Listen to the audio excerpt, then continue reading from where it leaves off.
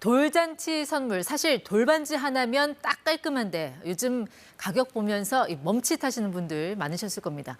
금값이 역대 최고가를 돌파하면서 금으로 돈을 불리는 금테크에 대한 관심도 높아지고 있습니다. 박대기 기자 나왔습니다. 네, 박 기자 어서 오세요. 네. 요즘 금 관심 많죠. 박 기자도 몸에 금부치 몇 개 갖고 다니시나요? 딱 하나 금 반지가 있는데요. 요즘처럼 많이 오를 때는 좀 더 큰 반지를 살 거를 좀 후회도 되고 있습니다. 사실 비트코인 같은 대체 자산 가격이 요즘 워낙 올라서 금에 대한 수요나 관심은 덜할 줄 알았는데 언제부터 얼마나 이렇게 올랐어요? 네, 올 들어서 국제 시세가 12% 정도 올랐고요. 국내에서는 특히 17% 정도 금값이 올랐습니다.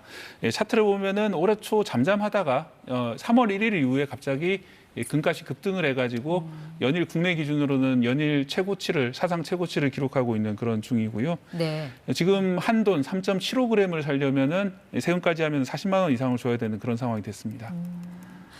금은 사실 위기에 강한 자산이라고 해서 경기가 안 좋을 때 혹은 이제 달러가 좀 약세로 이렇게 네. 흔들릴 때 이럴 때 금에 대한 선호도가 높아지잖아요. 네. 지금은 딱히 그런 상황도 아닌 것 같은데 왜 이렇게 오르는 걸까요? 네, 말씀하신 그런 이유 때문에 왜 이렇게 갑자기 특히 3월 이후에 많이 오르는지에 대해서는 전문가들도 잘 모르겠다 이렇게 반응을 보이고 있는데요.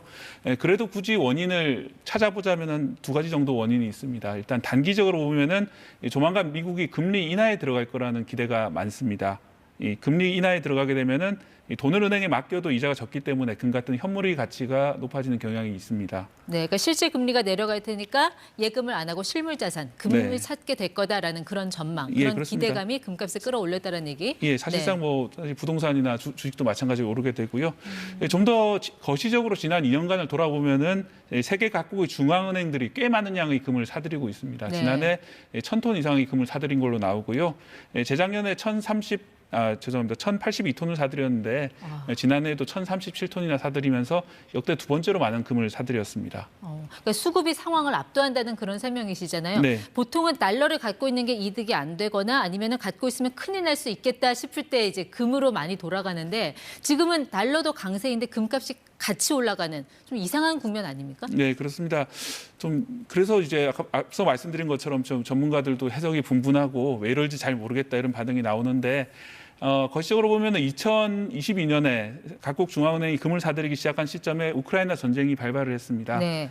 그러면서 이제 전쟁의 여파가 다른 나라로 미칠 수도 있다 그런 우려가 있었고요. 실제로 이스라엘에서도 지금 전쟁 같은 상황이 벌어지고 있는 그런 상황들이 각국의 중앙은행이 금을 사들이는 하나의 배경인 것 같습니다. 그러니까 지정학적인 리스크를 말씀을 하신 네. 거예요. 사실 러시아가 전쟁을 일으키면서 미국이 그 외환 달러, 갖고 있던 달러를 다 동결시켜 버렸잖아요. 그런 네. 학습 효과가 좀 작용을 했다. 그런 설명으로 보면 될까요? 네, 그렇습니다. 학습 효과도 작용을 했고요.